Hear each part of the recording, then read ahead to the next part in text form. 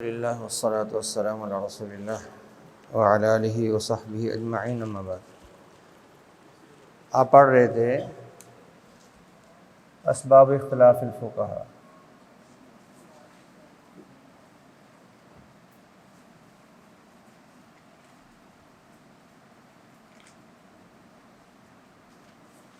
اس موضوع پر کافی بحث ہو چکی ہے، اب اس میں آخری عنوان ہے فقہاء میں اختلاف کے اسباب میں سے ایک سبب یہ بھی ہوتا ہے الاختلاف فی القواعد الاصولیہ۔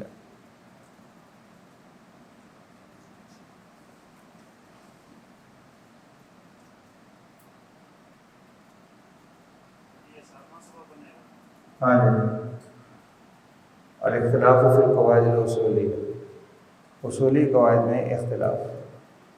گونج اس کی ختم کر، گونج نہیں ہونی چاہیے۔ اس میں آپ کو پہلے معلوم ہونا چاہیے الفرق بین القواعد الاصولیہ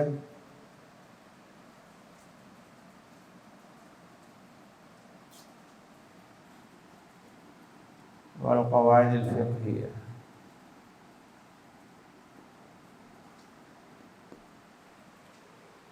کہ قواعد اصولیہ کی ہم نے بات کی ہے، تو قواعد اصولیہ اور قواعد فقہیہ میں کیا فرق ہے؟ قواعد فقہیہ بھی آپ لوگ پڑھ رہے ہیں نا؟ ہاں، اس میں فرق پہلے واضح کیا جائے گا۔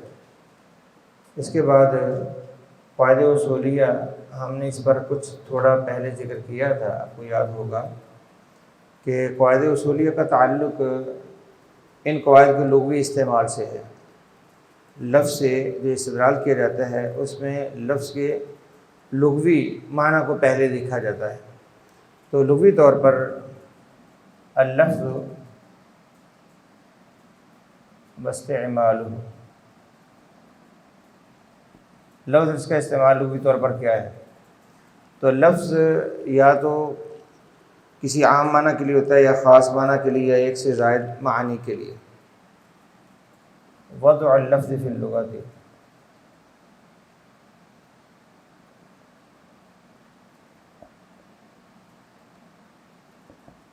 لمعنى عام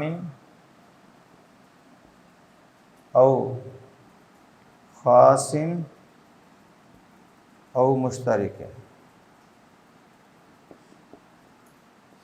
اور ہم آغاز کریں گے العام سے۔ عام میں اس کی تعریف کا ذکر ہوگا،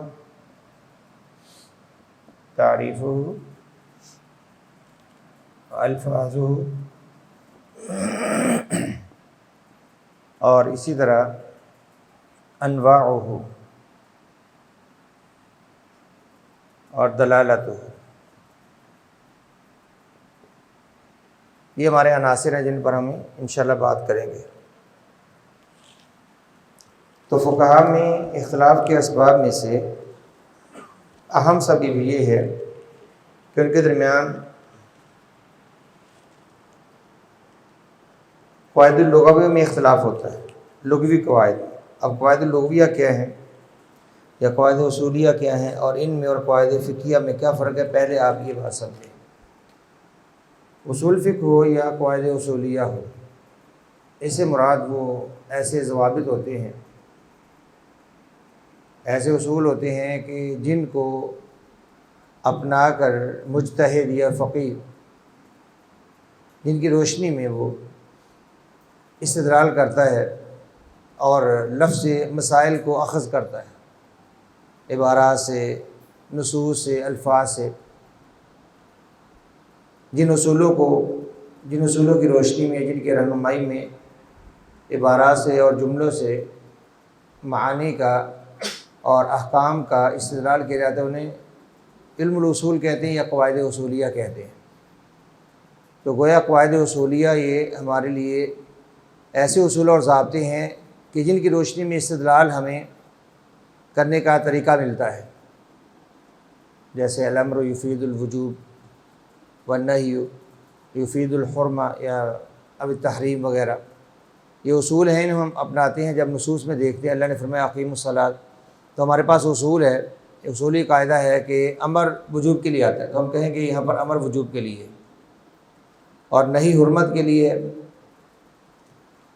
جیسے ہم کہتے ہیں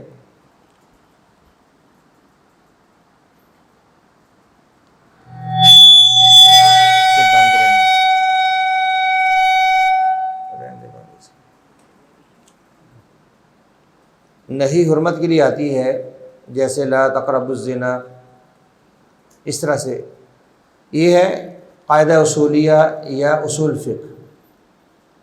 تو قواعد اصولیہ میں اور اصول فقہ میں کچھ ایسے ہمارے پاس اصول ہوتے ہیں، ایسے مناہج ہوتے ہیں جن کو اپنا کر ہم استدلال صحیح کر سکتے ہیں۔ استدلال کی صحت کے لیے جن اصولوں کو اپنایا جاتا ہے ان کو قواعد اصولیہ کہتے ہیں۔ اور قواعد فقہیہ سے مراد ایسے مسائل اور ایسے فروع جو ایک دوسرے سے ملتی جلتی ہوتی ہیں ان کو ذکر کیا جاتا ہے، اور ان کے پیچھے ایک ایسا فقہی ضابطہ ہوتا ہے یا ایسی قیاس ہوتی ہے کہ وہ فقہی ضابطہ یا قیاس ان تمام فروع کو شامل ہوتی ہے۔ آپ نے پڑھا کوئی فقہی قاعدہ؟ قواعد فقہیہ پڑھ رہے ہیں؟ نہیں پڑھ رہے ابھی؟ کیا پڑھا ہے؟ چلیں، ان میں جیسے قاعدہ ہے الیقین لا یزول بالشک، قاعدہ فقہی ہے الیقین لا یزول بالشک۔ اس سے بے شمار مسائل مستنبط ہوتے ہیں، یعنی اس سے بہت سے مسائل کو یہ اصول جمع کرتا ہے۔ جیسے کسی کو نماز میں شک ہو جائے تو اپنے یقین کو نہ چھوڑے اور شک پر نہ چلے۔ جیسے کسی کو شک کے ساتھ کسی ذمہ داری میں نہ یوں ہی پکڑا جائے بلکہ یقین کے ساتھ، تو یقین کا خاتمہ یقین ہی کرتا ہے، شک یقین کو ختم نہیں کرتا۔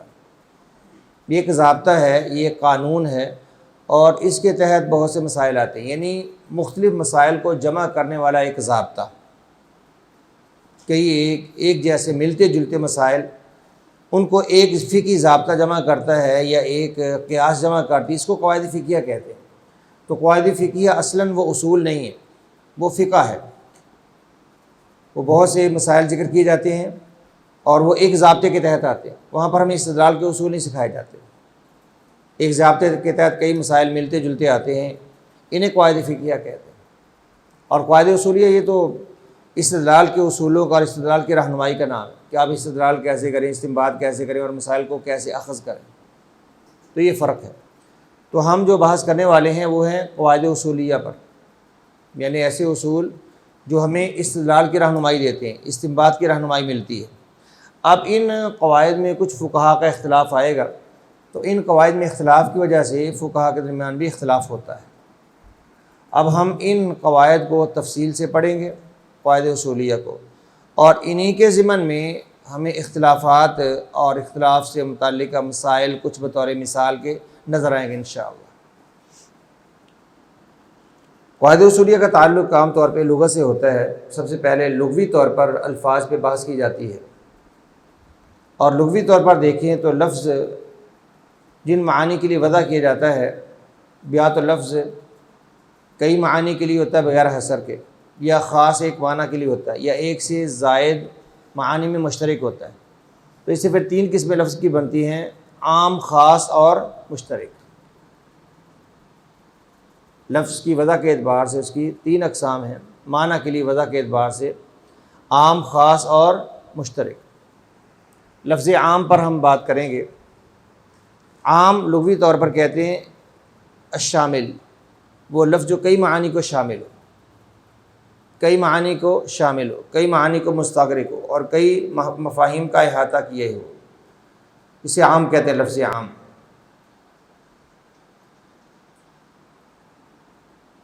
اور عام کی اصطلاحی تعریف کیا ہے؟ لفظ یستغرق لجمیع ما یصلح له بوضع واحد دفعۃ واحدہ، وہ لفظ جو ان تمام افراد کو شامل ہو جن کے لیے اس کو وضع کیا گیا، ایک ہی دفعہ، ایک ہی وضع کے ساتھ۔ العام لفظ یستغرق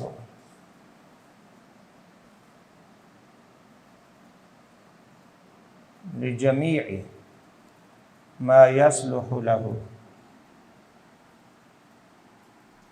بوضع واحد دفعۃ واحدۃ، وہ لفظ ان تمام افراد کو مستغرق ہو، شامل ہو جو اس کے دائرے میں آتے ہیں ایک ہی وجہ سے اور ایک ہی مرتبہ۔ عام کے لفظ کی وضع تمام اس کے افراد کے لیے ایک ہی مرتبہ ہوتی ہے، جبکہ خاص کو ایک ہی معنی کے لیے وضع کی جاتا ہے، اور مشترک میں یہ ہوتا ہے کہ ہر معنی کے لفظ کی وضع الگ الگ ہوتی ہے۔ وزن واحد سے ہم نے مشترک کو الگ کیا ہے کہ ایسا لفظ وہ ان تمام افراد کو شامل ہو جو اس کے دائرے میں آتے ہیں، جن پر اس کا اطلاق ہوتا ہے ایک ہی وجہ سے۔ عام کی وضع ایک ہی مرتبہ تمام افراد کے لیے ہوتی ہے، الگ الگ اس کی وضع نہیں ہوتی۔ جیسے الرجال، الرجال کا لفظ یہ ایک ہی وجہ کے ساتھ تمام رجال کو شامل ہے۔ جی، یہ عام کی تعریف ہے۔ اس کے بعد ہے الفاظ العموم۔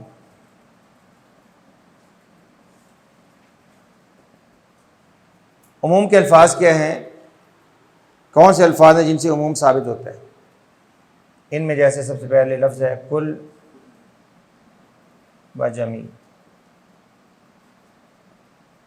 لفظ کل اور جمی، کل کی بہت سی قرآن کریم میں مثالیں ہیں، اور جمی کی بھی کچھ مثالیں ہیں، جیسے کل نفس ذائقۃ الموت۔ کل جس کی طرف اس کی اضافت ہوگی اس میں عموم پیدا ہو جائے گا۔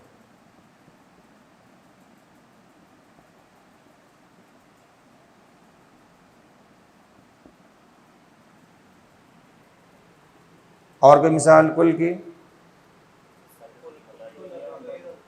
فسجد الملائکۃ کلہم اجمعون، اور کل من علیہا فان۔ تو کل قرآن کریم میں کئی مقامات پر آیا، اور کل جس فرد کی طرف اضافت اس کی ہوگی اس میں عموم آ جائے۔ کل نفس، ہر نفس، کوئی نفس بھی خارج نہیں آتا۔ جیسے اس میں کلکم راعٍ، تم میں سے ہر کوئی، قل کل یعمل علی شکل، تو کل میں عموم ہوتا ہے، اس کا اطلاق تمام افراد پر ہوتا ہے۔ جمعی کی کوئی مثال ہے قرآن کریم میں؟ وَإِن كُلٌّ لَمَّا جَمِيعٌ لَدَيْنَا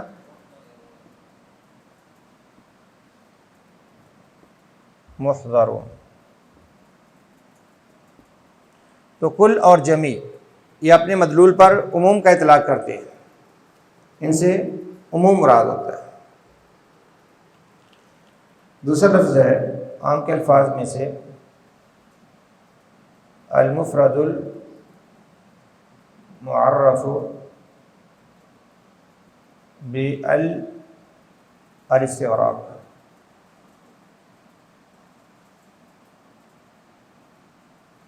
وہ مفرد جس کو الف لام استغراقی کے ساتھ معرفہ بنایا گیا، مفرد پر الف لام داخل ہو اور الف لام آئے استغراق کے لیے، جیسے ان الانسان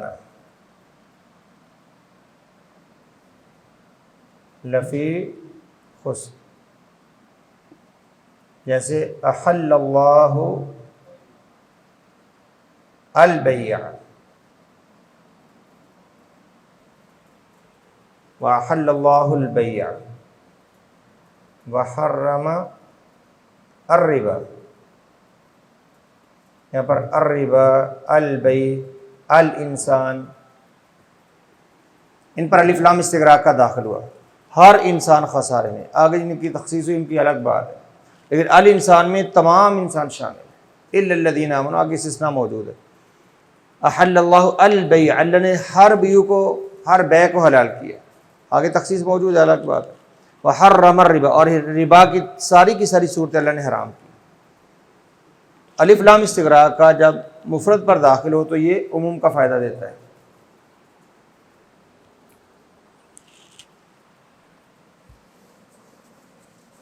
اس طرح الف لام استغراق کا جب جمع پر داخل ہو تب بھی عموم کا فائدہ دیتا ہے۔ تیسرا لفظ ہے الجمع المعرف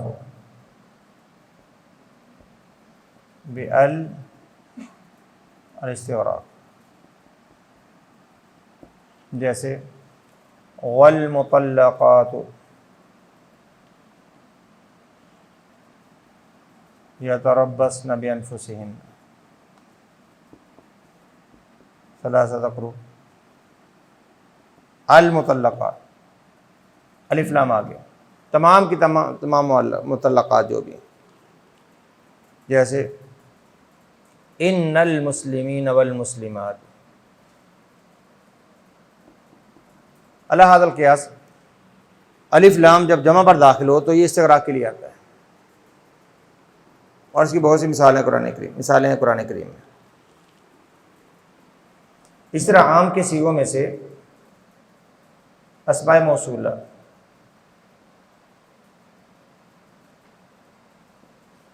یہ عموم کا فائدہ دیتے ہیں، جیسے ان الذین یرمون،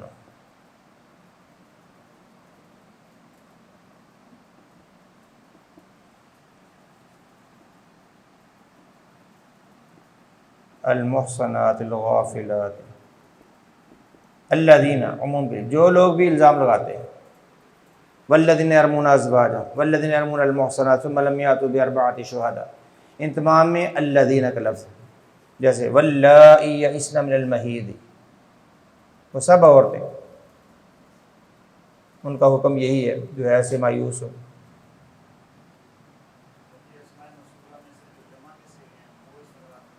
جی، جو جمع کے مفرد تو وہ تو ایک معنی کے لیے آتا ہے، اسماء موصولہ میں جمع والے، یعنی جن کی جمع پر دلالت ہے، وہ جیسے ما موصولہ، وہ دیکھنے میں مفرد لیکن جمع کے لیے آتا ہے وہ۔ تو ما کی مثال جیسے وہ کیا آیت ہے، وَأُحِلَّ لَكُمْ مَا وَرَاءَ ذَلِكُمْ، ما موصولہ ہے کہ گزشتہ محرم عورتوں کے علاوہ سب عورتوں سے نکاح تمہارے لیے حلال ہے۔ ما موصولہ، الذین، اللائی، اللواتی وغیرہ جو جمع کے الفاظ ہیں، اور اس کی قرآن کریم میں الذین کی تو بے شمار مثال ہے، الذین الذین یا ایھا الذین آمنوا، اسے قرآن کریم بڑا پڑا ہے۔ اسماء موصولہ یہ بھی عموم کا فائدہ دیتے ہیں۔ اس طرح اسماء شرط،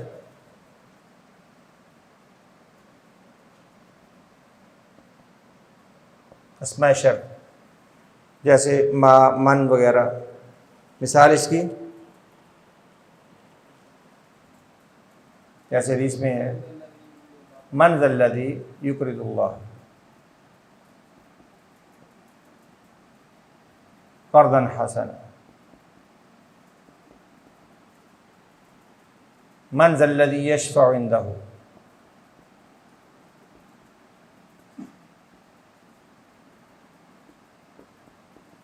وما من دابۃ، یہ تو موصولہ آ گیا، ایما امرأۃ ناکحت،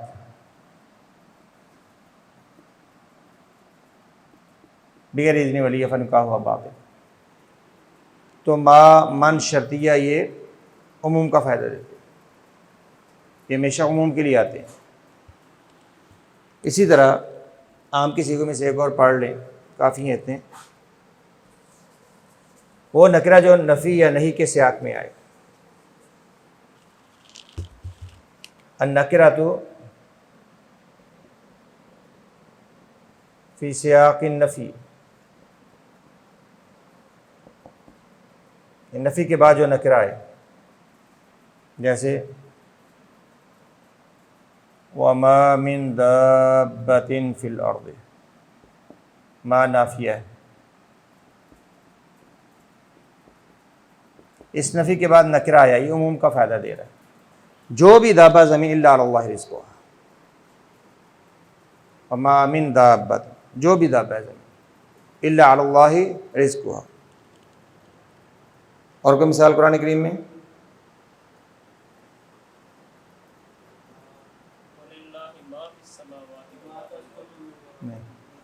ہاں، وما تسقط، نفی کے بعد چاہیے بھائی، وما تسقط من ورقۃ، ما نافیہ، ورقہ اس کے بعد نکرہ آیا ہے، نہیں گرتا کوئی بھی پتا، تو نفی نہیں وغیرہ کے بعد جب ما آئے تو یہ عموم کا فائدہ دیتا ہے۔ جی، تو یہ تھے الفاظ العموم علی الاختصار، ہم نے ان کو ذکر کیا۔ آگے ہم بڑھتے ہیں، جو اصل ہمارا موضوع ہے جہاں پہ اختلاف فقہا کا سامنے آئے گا، وہ ہے دلالت العام۔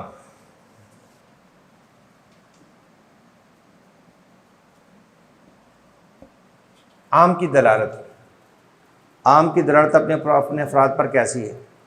قطعی ہوتی ہے یا ظنی ہوتی ہے؟ اس سے پہلے ہم پڑھیں گے انواع العام کو۔ ان انواع میں سے تمام انواع میں اختلاف نہیں ہے، بعض میں ہے۔ عام کے انواع پہلے آپ سمجھیے، اور انہی میں جو مختلفی صورت سامنے آئے گی اور وہاں پر عام کی دلالت میں اختلاف سامنے آئے گا۔ عام کے انواع میں سے پہلی عام کی صورت ہوتی ہے عام یراد به العموم قطعا۔ ایک عام کی دلالت یہ ہے کہ وہاں پر قطعاً عموم ہی مراد ہوتا ہے، عموم کے علاوہ کچھ مراد نہیں ہوتا، وہاں پر تخصیص ہو ہی نہیں سکتی۔ جیسے ایسی نصوص جہاں پر تخصیص کا احتمال نہیں، جیسے ان اللہ علی کل شیء قدیر،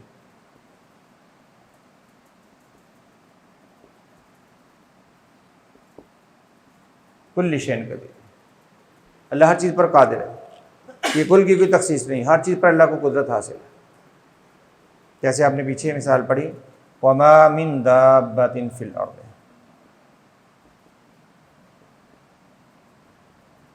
الا علی اللہ رزقها۔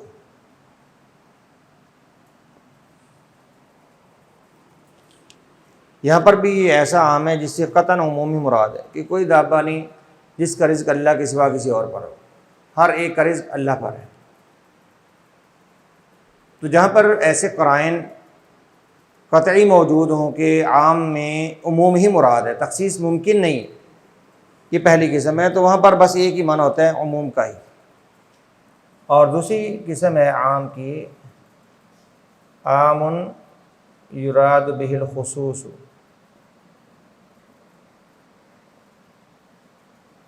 قطعا، وہ عام جس سے قطعاً تخصیص جس کی ہوئی ہے، جو تمام افراد کے لیے عام طور وضع نہیں کیا گیا، بلکہ شروع سے ہی وہ خاص افراد کے لیے، بعض افراد اس میں شامل ہوتے ہیں، بعض افراد شامل نہیں ہوتے۔ جیسے اللہ نے کہا وَلِلَّهِ عَلَى النَّاسِ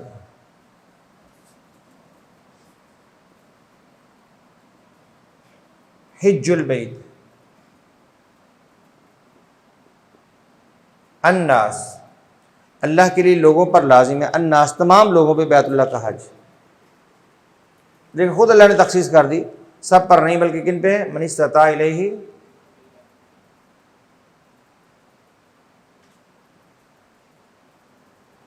جو ذات راہ کی طاقت رکھتا اسی پہ حج فرض۔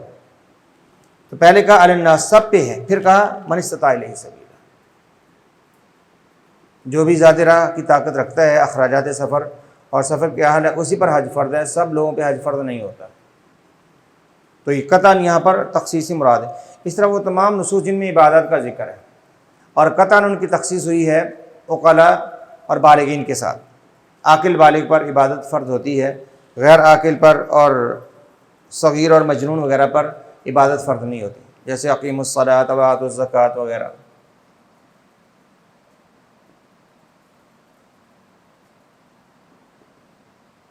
باقی تمام عبادت علی حد القیاس ان میں تخصیص ہوئی ہے، یعنی سب افراد کے لیے نہیں ہوتی بلکہ انہی کے لیے جو عبادات کے اہل ہے۔ مجانین پر عبادت نہیں ہے، صغار پر نہیں ہے، عاقل بالغ پر ہے، صاحب عذر سے بھی معافی ہوتی ہے وغیرہ۔ تو ان عمومات کی قرآن کریم میں ہی ادلہ کے ساتھ تخصیص موجود ہے۔ تیسری قسم ہے عام کی جو محل اختلاف ہے، عام مطلق،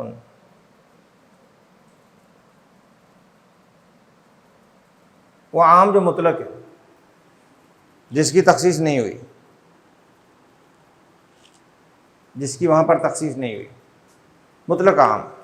اس کی مثالیں اور اختلاف میں ساری آ جائیں گے انشاءاللہ۔ ایسے عام کو ہم کیا کہیں جو عام مطلق ہے؟ مطلق سے مراد ہے کہ نص میں اس کی ہمیں اسی مقام پر تخصیص نظر نہیں آتی جہاں پر عام کا لفظ ہے۔ اب عام کی دلالت میں اختلاف ہے فقہا کا، عام کی دلالت میں اختلاف ہے کہ عام عموم قطعی ہے یا اس میں ارادہ تخصیص ہوتا ہے. دو موقف ہے. جمہور کا موقف ہے کہ عام کی دلالت عموم پر ظنی ہے، قطعی نہیں. عام کی دلالت اپنے عموم پر ظنی ہوتی ہے، جمہور کے ہاں قطعی نہیں ہوتی. ظنی ہونے سے کیا مراد ہے؟ یعنی احتمالی تخصیص موجود ہے، احتمالی تخصیص موجود ہے. اور یہ اصول ہے فقہاء کا کہ ما من عام الا وقد خص منہ البعض، کوئی عام بھی ایسا نہیں جس کی تخصیص نہ ہوئی ہے. یہ فقہاء کا اصول ہے. احتمالی تخصیص موجود ہے، اس میں تخصیص کا احتمال ہوتا ہے. ظنی سے مراد ہے کہ ہر عام میں تخصیص کا احتمال ہے. جب احتمال آ گیا تو اس کی دلالت قطعی نہ رہی. قطعی دلالت وہ ہوتی ہے جس میں دوسرا کوئی احتمال نہ ہو، اسے قطعی کہتے ہیں. اور جب تخصیص کا احتمال پیدا ہو گیا تو اس کی دلالت اپنے معنی پر قطعی نہ رہی. یہ جمہور کا موقف ہے. اس کے بالمقابل حنفیہ کا موقف ہے. وہ کہتے ہیں کہ عام کی دلالت اپنے افراد پر قطعی ہوتی ہے، ظنی نہیں ہوتی. عام کی دلالت اپنے افراد پر قطعی ہے، یعنی عام اپنے مفہوم کے تمام افراد کو بالقطع والیقین شامل ہے. یقیناً اپنے تمام افراد کو محیط اور شامل.